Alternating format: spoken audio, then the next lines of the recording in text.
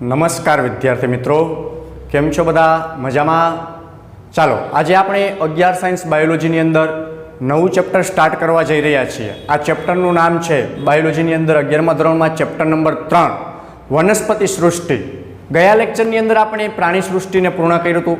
હવેના આ ચેપ્ટરની અંદર આપણે વનસ્પતિ વિશેની સંપૂર્ણ માહિતી લેવાની છે, એટલે કે વનસ્પતિ સૃષ્ટિ વિશેનો અભ્યાસ કરવાનો છે. તો ચાલો આપણે વનસ્પતિ સૃષ્ટિ વિશેનો અભ્યાસ કરીએ.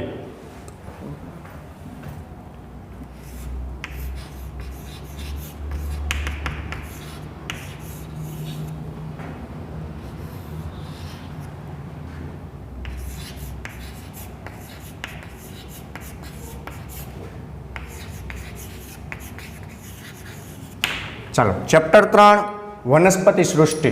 તો હવે વનસ્પતિ સૃષ્ટિની વાત કરીએ તો આપણે અગાઉનું ચેપ્ટર એટલે કે ચેપ્ટર નંબર 2 ની અંદર અભ્યાસ કરી ગયા કે વિટેકર નામનો સાયન્ટિસ્ટ હતો. કોને?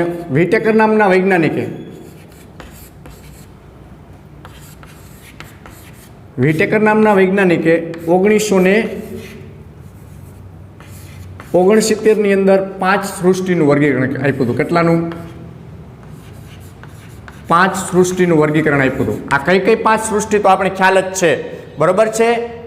મોનેરા, પ્રોટિસ્ટા, ફૂગ, વનસ્પતિ અને પ્રાણી સૃષ્ટિ. એમાંથી આપણે 4 સૃષ્ટિનો અભ્યાસ કરી ગયા: મોનેરા, પ્રોટિસ્ટા, ફૂગ અને પ્રાણી સૃષ્ટિ. અને હવે 5મી સૃષ્ટિ એટલે આપણે વનસ્પતિ સૃષ્ટિ વિશેનો અભ્યાસ કરવાનો છે. તો આવી 5 સૃષ્ટિનું વર્ગીકરણ છે એ આપણે અભ્યાસ કર્યું. એમાંથી 4 સૃષ્ટિનો અભ્યાસ કરી ગયા અને 5મી આજે વનસ્પતિ સૃષ્ટિનો અભ્યાસ કરવા જઈ રહ્યા છીએ. મોનેરા, પ્રોટિસ્ટા, ફૂગ અને પ્રાણી સૃષ્ટિ આપણે સંપૂર્ણ રીતના અભ્યાસ કરી ગયા છીએ.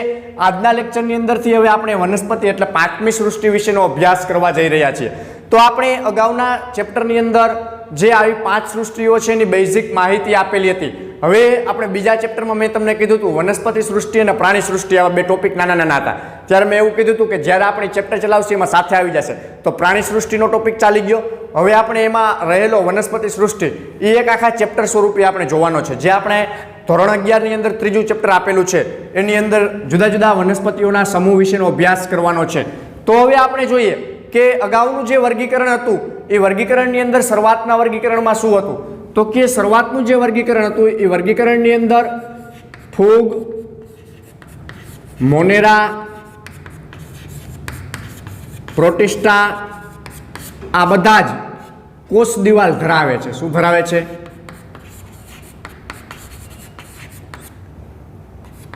કોષ દિવાલ ધરાવે છે. તો પણ આ એકઈને વનસ્પતિ સૃષ્ટિમાં મૂકવામાં આવેલા નથી. શેમાં?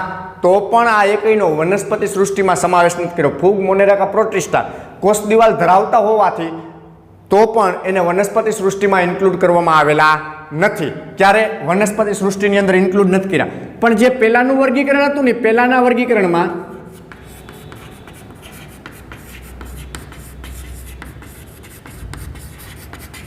પહેલાના વર્ગીકરણમાં ફૂગ, મોનેરા, પ્રોટિસ્ટા અને વનસ્પતિ આ બધાને શેમાં? એક જ સૃષ્ટિમાં મૂકેલ હતા. એક જ સૃષ્ટિમાં મૂકેલા હતા. કોને કોને? ફૂગ, મોનેરા, પ્રોટિસ્ટા અને વનસ્પતિને વનસ્પતિ સૃષ્ટિ તરીકે મૂકેલા હતા. પરંતુ જ્યારે વિટેકરે 5 સૃષ્ટિનું વર્ગીકરણ આપ્યું ત્યારબાદ એને અલગ અલગ ભાગમાં મૂકવામાં આવ્યા, વિભાજિત કરવામાં. એ પહેલાં બધા ભેગા હતા, પછી એના લક્ષણો, એનું વર્ગીકરણ, એના કેરેક્ટર આ બધો અભ્યાસ કર્યો એટલે આ બધાને અલગ સૃષ્ટિ આપી અને વનસ્પતિને પણ અલગ સૃષ્ટિમાં મૂકવામાં આવ્યું. તો અત્યારે આપણે જોઈએ કે પહેલાનું જે વર્ગીકરણ હતું એ બીજું કાંઈ નહોતું. એમાં આપણે સાયનોબેક્ટેરિયા,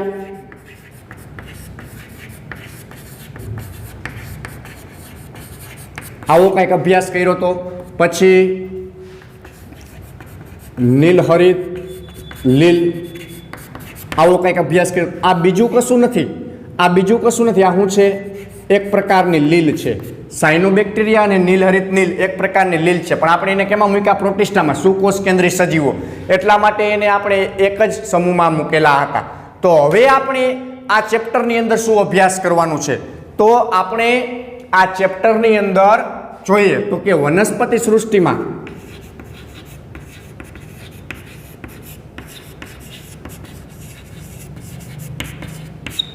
વનસ્પતિ સૃષ્ટિની અંદર આપણે જુદા જુદા એના સમુદાયનો અભ્યાસ કરવાનો, જેમ કે જુદા જુદા સમુદાયની અંદર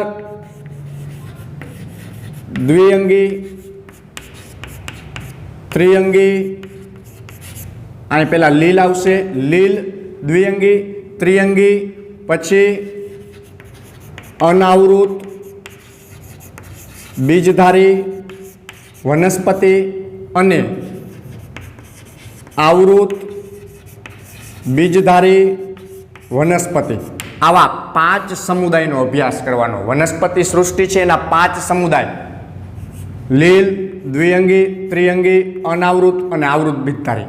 તો આ 5 જે સમૂહ છે એ સમૂહનો અભ્યાસ આપણે વનસ્પતિ સૃષ્ટિની અંદર કરવાનો છે. આ 5 સમૂહની અંદર જુદા જુદા પ્રકારની વનસ્પતિઓનો સમાવેશ થાય. તો હવે આના આધારે આપણે જોઈએ કે અગાઉનું જે વર્ગીકરણ આપણે જોયું હતું અને હાલનું વર્ગીકરણ જે આપણે જોવા જઈ રહ્યા છીએ, વનસ્પતિ સૃષ્ટિનું વર્ગીકરણ, તો અગાઉના વર્ગીકરણના આધારે જ હાલના વર્ગીકરણનો આપણે અભ્યાસ કરીએ કે આપણે ખ્યાલ આવે કે એના કેવા પ્રકારના લક્ષણના હિસાબે વનસ્પતિ સૃષ્ટિને અલગ રાખવામાં આવેલી હતી. તો શરૂઆતનું જે વનસ્પતિનું વર્ગીકરણ હતું એ શરૂઆતના વર્ગીકરણની અંદર શું, તો કે પ્રકૃતિ આધારિત હતું. આધાર કેના ઉપર? તો પ્રકૃતિ ઉપર. પ્રકૃતિના આધારે શેમાં? તો કે વનસ્પતિના રંગ, એના પર્ણની સંખ્યા, પર્ણનો આકાર, આવા બધા જે લક્ષણો હતા ને, આવા બધા કેવા બાહ્ય લક્ષણો. એ બાહ્ય લક્ષણો ઉપર છેલ્લો જ ભાર હતો. કેવો હતો? આ બાહ્ય લક્ષણો ઉપર છેલ્લો,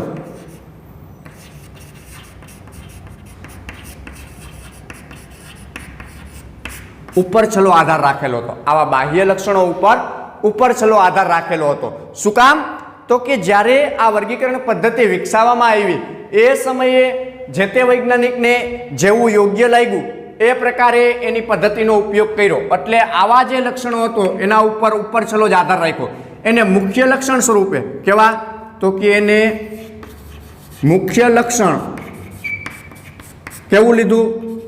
વનસ્પતિમાં પુંકેસરની રચના. વનસ્પતિમાં પુંકેસરની રચના. શું લીધું? પુંકેસર ચક્ર. આ રચના પર જ આધાર રાખ્યો અને એના આધારે વર્ગીકરણ આપવામાં આવ્યું હતું.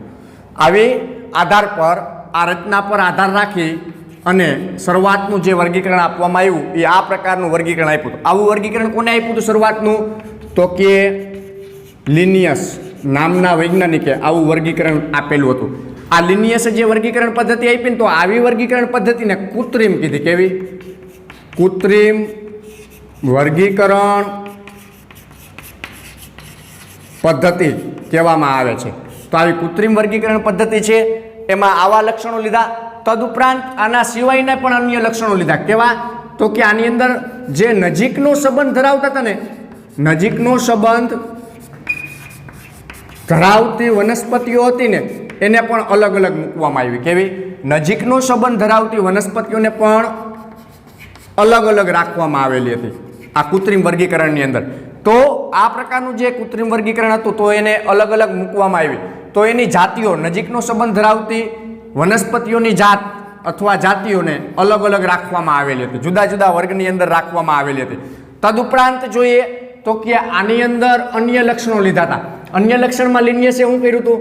તો કે વાનસ્પતિક પ્રજનન અને લિંગી પ્રજનન, આ બંને જે પ્રજનન છે ને એને એક સરખા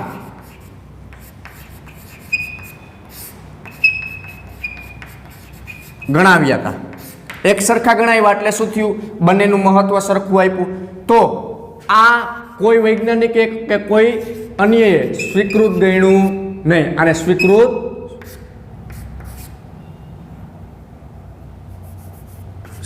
નથી એવું કીધું. શું કામ?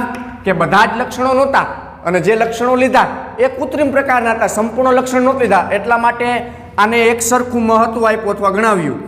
મહત્વ આપ્યું અથવા ગણાવ્યું તો આવું એક સરખું મહત્વ આપવાના હિસાબે સ્વીકૃત થયું નહીં. પછી આપણે જોઈએ તો કે વનસ્પતિઓ છે એ વનસ્પતિઓ પર્યાવરણની જે સંરચના છે ને એ પર્યાવરણની સંરચનામાં એના લક્ષણો છે એ સરળતાથી કેવા પામતા હતા? સંચય પામતા હતા. પર્યાવરણની અંદર વનસ્પતિના લક્ષણો સરળતાથી સંચય પામતા હતા, તો એનું વર્ગીકરણ કરવું પણ કેવું બનતું હતું? સહેલું બનતું હતું. તો આવું વર્ગીકરણ છે ને કૃત્રિમ ગણાવ્યું. આ અમુક સમય માટે ગણાણું. ત્યારબાદ નવા વૈજ્ઞાનિકો આવ્યા અને નવા વૈજ્ઞાનિકોએ સાચું વર્ગીકરણ આપ્યું. તો એને કેવું કીધું? નૈસર્ગિક વર્ગીકરણ પદ્ધતિ. કેવી વર્ગીકરણ પદ્ધતિ આપી? નૈસર્ગિક વર્ગીકરણ પદ્ધતિ. નૈસર્ગિક એટલે કુદરતી. કેવી?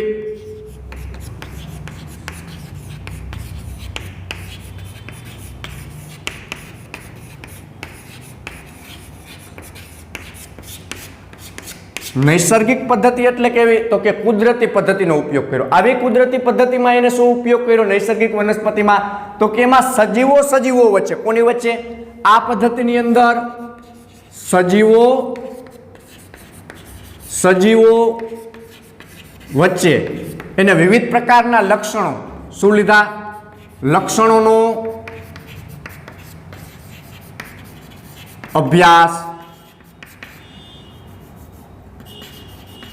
કર્યો. તો કેવા પ્રકારના લક્ષણોનો અભ્યાસ કર્યો સજીવો વચ્ચે? તો કે એને પ્રાકૃતિક મતલબ કુદરતી, પછી સજીવ વચ્ચેનો સંબંધ, પ્રાકૃતિક, પછી સજીવોની બાહ્યાકાર રચના આ જોયું. પરંતુ અહીં જ્યારે કૃત્રિમ વર્ગીકરણ પદ્ધતિ હતી ને એમાં બાહ્યાકાર રચનાનો બહુ ઉલ્લેખ કરવામાં નહોતો આવેલો. જ્યારે નૈસર્ગિક વર્ગીકરણ પદ્ધતિ છે એમાં પ્રાકૃતિક, સજીવો વચ્ચેનો સંબંધ, એની બાહ્યાકાર રચના આ બધું વ્યવસ્થિત રીતના ઉલ્લેખ કરવામાં આવ્યો. તદુપરાંત જોઈએ તો અન્ય લક્ષણોની અંદર એને શું જોયું? સૂક્ષ્મ સંરચના. કોની? વનસ્પતિની સૂક્ષ્મ સંરચના જોઈ. સૂક્ષ્મ સંરચના એટલે વનસ્પતિની સૂક્ષ્મ નાનામાં નાના લક્ષણોનો એને અભ્યાસ કર્યો. ત્યારબાદ જોઈએ તો કે એને વનસ્પતિની અંદર એની અંતસ્થ રચના એટલે વનસ્પતિની એનાટોમી. તમે જે ધોરણ 11માં ચેપ્ટર નંબર 6માં જોયું એ સંરચનાનો અભ્યાસ કર્યો. તદુપરાંત એને શેનો અભ્યાસ કર્યો? તો કે ભ્રૂણ વિદ્યા એટલે વનસ્પતિની અંદર ભ્રૂણનું નિર્માણ કેવા પ્રકારે થાય છે એનો અભ્યાસ કર્યો. ભ્રૂણ વિશેની માહિતી આપી, કેવા પ્રકારનો ભ્રૂણ જોવા મળે છે એ બધી માહિતી આપી. તદુપરાંત જોઈએ તો કેવા લક્ષણો, અન્ય લક્ષણો હજી લીધા? તો કે અહીં સૂક્ષ્મ સંરચના, અંતસ્થ રચના, ભ્રૂણ વિદ્યા, પછી વનસ્પતિની અંદર જોવા મળતું રસાયણ વિદ્યા એટલે વનસ્પતિની અંદર કેવા પ્રકારના કેમિકલ, કેવા પ્રકારના રસાયણ જોવા મળે છે એના આધારે એનું વર્ગીકરણ કરવામાં આવ્યું. તો આવા બધા જ આંતરિક લક્ષણો લીધા. શું કર્યું? આવા બધા જ આંતરિક લક્ષણોના આધારે વર્ગીકરણ કરવામાં આવ્યું. તો આવા આંતરિક લક્ષણોના આધારે જે વર્ગીકરણ કર્યું સપુષ્પી વનસ્પતિઓનું આવું વર્ગીકરણ આધારે વર્ગીકરણ કરવામાં આવ્યું. અને આવું વર્ગીકરણ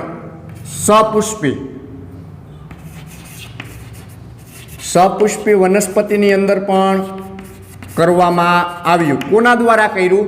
તો કે આવું વર્ગીકરણ છે એ સપુષ્પી વનસ્પતિઓની અંદર કરવામાં આવ્યું. જ્યોર્જ બેન્થામ. કેવું? જ્યોર્જ બેન્થામ અને જોસેફ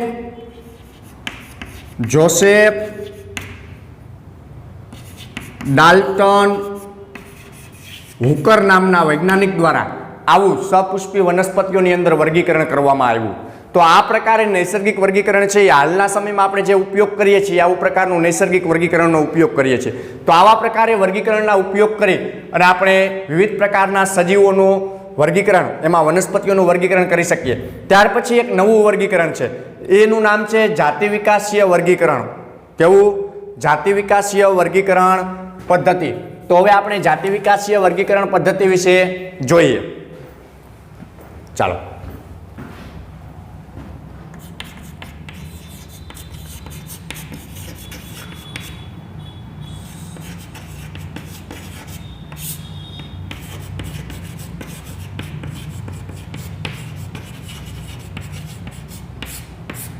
જાતિ વિકાસકીય વર્ગીકરણ પદ્ધતિ. તો આમાં શું કર્યું હતું કે આમાં વિવિધ સજીવો વચ્ચે, આની અંદર શું કર્યું, વિવિધ સજીવો વચ્ચે એટલે જુદા જુદા સજીવો વચ્ચે એ સજીવોનો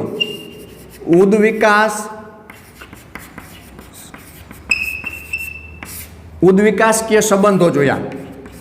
સજીવો વચ્ચેના ઉદ્વિકાસકીય સંબંધો જોયા. ઉદ્વિકાસ એટલે કે કઈ જાતિમાંથી કઈ જાતિનું નિર્માણ થયું, એટલે કઈ વનસ્પતિમાંથી કઈ વનસ્પતિનું નિર્માણ થયું, એમાંથી કઈ વનસ્પતિ આવી, આવો ઉદ્વિકાસનો ક્રમ જોયો. અને આવો ઉદ્વિકાસનો ક્રમ જોઈ અને જુદા જુદા સંબંધો તારવા. પછી જો આવા સંબંધો તારવા તો કે કોઈ પણ સજીવ છે એ સજીવ એક જ વર્ગની અંદર આવતા હોય, એક જ સરખા વર્ગમાં મૂકતા હોય, આવા સજીવોને એક જ સરખા વર્ગમાં મૂકતા હોય તો આવા સજીવોના પૂર્વજો પણ એક જ હશે. આવું તારણ આવ્યું. કેમ કે એક જ વર્ગની અંદર સરખા સજીવોને મૂકતા હોય, એક સરખા સજીવોને વર્ગમાં મૂકવામાં આવે, એક સરખા વર્ગમાં મૂકવામાં આવે ઘણા બધા સજીવોને, તો આવા વર્ગના પૂર્વજો પણ કેવા હશે, એક જ હશે. તો આવા પૂર્વજો એક સરખા સમાન ધરાવતા હોય તો આ સજીવોના પૂર્વજો પણ એક જ હશે. હવે વર્ગીકરણમાં આપણે જેમ જેમ આગળ જઈએ તો અમુક સમયે અત્યારે હાલના સમયમાં વર્ગીકરણ કરવામાં ઘણી બધી મુશ્કેલીઓ અનુભવતા હોય. તો આવી વર્ગીકરણની મુશ્કેલીઓને દૂર કરવા માટેથી આપણે આવો ઉદ્વિકાસીય સંબંધની માહિતી લઈ અને એને સરળતાથી કરી શકીએ છીએ. અમુક સમયે આપણે વર્ગીકરણ કરવા માટે વિવિધ પ્રકારના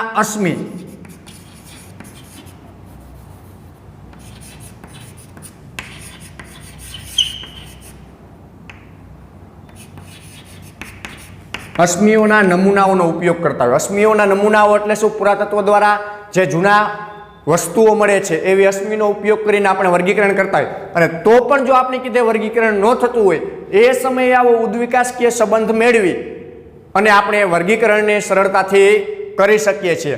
તો ત્યારે આપણે આ માહિતી ખૂબ જ મહત્વની બને. આવી ઉદ્વિકાસકીય માહિતી છે એ આપણા માટે કેવી બનશે, ખૂબ જ મહત્વની બને છે. તો આ પ્રકારે જાતિ વિકાસકીય વર્ગીકરણ છે એનો ઉપયોગ કરવામાં આવે છે. હવે ત્યારબાદ આપણે જોઈએ તો કે જાતિકીય વર્ગીકરણ પદ્ધતિ બાદ સંખ્યાકીય વર્ગીકરણ પદ્ધતિનો ઉપયોગ. એટલે આપણે આ બધું જે વર્ગીકરણનો ઇતિહાસ છે એનું ઇન્ટ્રોડક્શન વિશેની વાત કરીએ છીએ. શેની, વર્ગીકરણના ઇતિહાસના ઇન્ટ્રોડક્શન વિશેની વાત કરીએ છીએ. તો આવા પ્રકારના જુદા જુદા વર્ગીકરણની સંરચનાઓ છે એ આપણે જોવા મળે છે. તો આવી જુદી જુદી જે વર્ગીકરણની સંરચનાઓ છે એની અંદર આપણે જોઈએ તો કે સંખ્યાકીય વર્ગીકરણ, વળી નવું વર્ગીકરણ આવ્યું, સંખ્યાકીય વર્ગીકરણ. તો આવું સંખ્યાકીય વર્ગીકરણની અંદર શું કરવામાં આવે તો કે આવા વર્ગીકરણની અંદર કોમ્પ્યુટરનો ઉપયોગ કરવામાં આવે. કોમ્પ્યુટરની અંદર બધી જ વનસ્પતિઓની માહિતી એડ કરવામાં આવે અને વનસ્પતિનો આંકડાકીય ખ્યાલ રાખવામાં આવે. આપણે એક સાથે અનેક વનસ્પતિઓના આપણે વનસ્પતિઓના 100 જેટલા લક્ષણો જોઈ શકીએ છીએ. એટલે જુદી જુદી વનસ્પતિઓનું કમ્પેરિઝન કરવું ખૂબ જ સહેલું થઈ ગયું. શું કામ કે સંખ્યાકીય વર્ગીકરણ પદ્ધતિ આવી ગઈ. કોમ્પ્યુટરની મદદથી આંકડાકીય માહિતી આપને સરળતાથી મળે. અત્યારે આપણે ગૂગલ ઉપર સર્ચ કરીએ જે તે વનસ્પતિ એનું દાખલા તરીકે આપણે એવું કીધું અનાવૃત બીજધારી વનસ્પતિ કે આવૃત બીજધારી. અનાવૃત કીધું તો જિમ્નોસ્પર્મના આપણે નાખીએ, જિમ્નોસ્પર્મની આખી માહિતી મળી જાય. નેટ ઉપર નાખીએ બરાબર. બ્રાયોફાઇટ નાખીએ એટલે દ્વિઅંગીની મળી જાય. ટેરિડોફાઇટ નાખીએ એટલે ત્રિઅંગીની મળી જાય. આલ્ગી એટલે લીલની માહિતી મળી જાય. તો એવી રીતના સંપૂર્ણ સંખ્યાકીય માહિતી આપણે સરળતાથી મળી રહે. અને વર્ગીકરણ માટે આપણે સૌથી બેસ્ટ ઉપાય સંખ્યાકીય વર્ગીકરણ મળ્યો છે કે જેમાં આપણે જેટલું રિસર્ચ કરીએ એ બધું જ આમાં સરળતાથી મળી રહે. તો આવું સંખ્યાકીય વર્ગીકરણની અંદર આપણે એકસાથે અનેક વનસ્પતિઓના લક્ષણોનું ઓબ્ઝર્વેશન કરી શકીએ છીએ. અને આવું અનેક પ્રકારના વનસ્પતિઓનું લક્ષણોનું જે ઓબ્ઝર્વેશન છે એ સરળતાથી થઈ શકે. કેવું થઈ શકે? સરળતાથી થઈ શકે. તો આ પ્રકારની સંરચના છે એ આપણે સંખ્યાકીય વર્ગીકરણની અંદર ઉપયોગ થાય છે. તદુપરાંત જોઈએ તો એના સિવાય વર્ગીકરણવિદોએ કહેવાય વર્ગીકરણવિદોએ વિદો દ્વારા વર્ગીકરણવિદો દ્વારા જે વર્ગીકરણમાં મુશ્કેલી પડતી હતી એ મૂંઝવણને સોલ્વ કરવા માટેથી એને નાના લેવલે વર્ગીકરણ લઈ ગયા. કેવા પ્રકારે? તો કે કોષ વર્ગીકરણ વિદ્યા. કોષ વર્ગીકરણ વિદ્યા એટલે શું? કોષના પ્રકાર જોયા, કોષનું વર્ગીકરણ જોયું. તમે 8મું ચેપ્ટર અભ્યાસ કર્યો, બરોબર, કોષ વિશેનો. તો એવા પ્રકારનું કોષની સંપૂર્ણ સંરચના આપી. કોષો સુકોષ કેન્દ્રી, આદિકોષ કેન્દ્રી, કોષનો તફાવત, પ્રાણી કોષ, વનસ્પતિ કોષ, આ બધી સંરચનાઓનું વર્ગીકરણ કર્યું. તદુપરાંત એને જોઈએ તો કે એને વનસ્પતિની અંદર રસાયણ વર્ગીકરણ વિદ્યાનો અભ્યાસ કર્યો. એટલે વનસ્પતિની અંદર જોવા મળતા વિવિધ પ્રકારના રસાયણો વિશેનો અભ્યાસ કર્યો.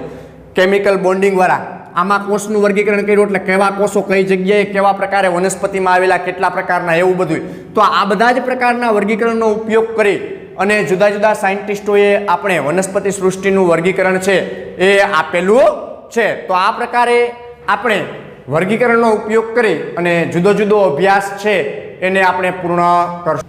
તો આવા વર્ગીકરણ બાદ આપણે જે જુદા જુદા સાયન્ટિસ્ટોએ આપણે વર્ગીકરણ આપેલું છે સપુષ્પી વનસ્પતિઓની અંદર અને અપુષ્પી વનસ્પતિઓની અંદર, તો એ સાયન્ટિસ્ટો વિશેની થોડીક માહિતી લઈએ આપણે કે કેવા પ્રકારના સાયન્ટિસ્ટે કેવું વર્ગીકરણ આપેલું છે. તો સૌપ્રથમ આપણે બેન્થામ અને હુકર નામના સાયન્ટિસ્ટે, કોને? બેન્થામ અને હુકર નામના સાયન્ટિસ્ટે આવું કંઈક વર્ગીકરણ આપેલું છે.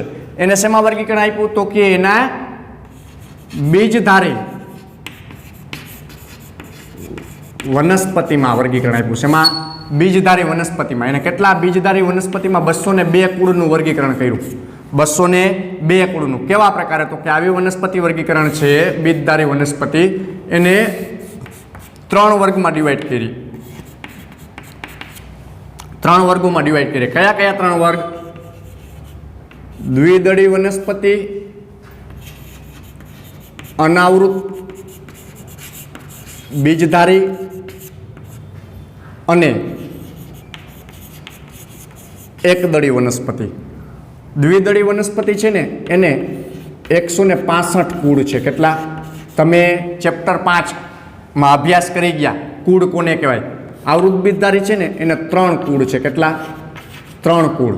અને 34 કુળ છે એ એકદળી, અનાવૃતને 3 કુળ અને 34 દ્વિદળી અને એકદળી વનસ્પતિ આવૃત બીજધારી. એમાં દ્વિદળીને 165 કુળ જેટલા છે વનસ્પતિઓના, અનાવૃતના 3 કુળ છે અને એકદળી વનસ્પતિના 34 કુળ છે. ફરીથી આપણે જોઈએ ને તો આ 165 કુળ એટલે દ્વિદળી વનસ્પતિ છે ને એને ફરીથી 3 ઉપવર્ગમાં વિભાજિત કરી. શેમાં? 3 ઉપવર્ગમાં, પેટા વર્ગ. કયા કયા 3 પેટા વર્ગ? તો કે બહુદલીય, દલપત્ર વધારે હોય એવા, સિંગલ હોય એવા, સંયુક્ત દલા અથવા દલીય અને એકદલીય. આવા પ્રકારે કોને? બેન્થામ અને હુકરે વર્ગીકરણ કર્યું. ત્યારબાદ આપણે જોઈએ તો ત્યારબાદ નવા સાયન્ટિસ્ટ આવ્યા, એને વર્ગીકરણ કર્યું. એનું નામ છે એટલર નામના સાયન્ટિસ્ટે શેના આધારે વર્ગીકરણ કર્યું? તો કે એટલર નામના સાયન્ટિસ્ટે વનસ્પતિનું વર્ગીકરણ પુષ્પના આધારે કર્યું. શેનું?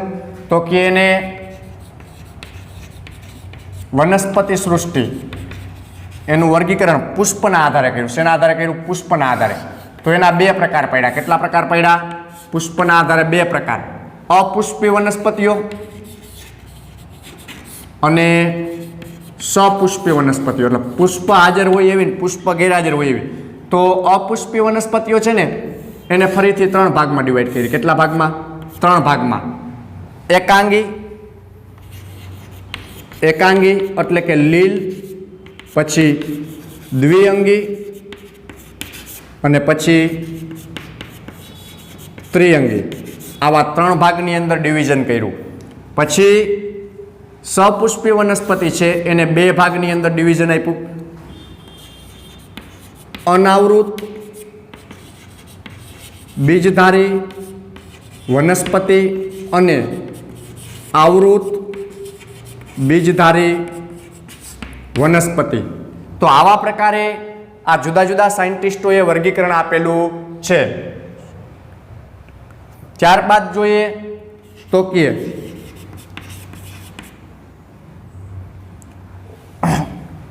ઓસ્વાલ્ડ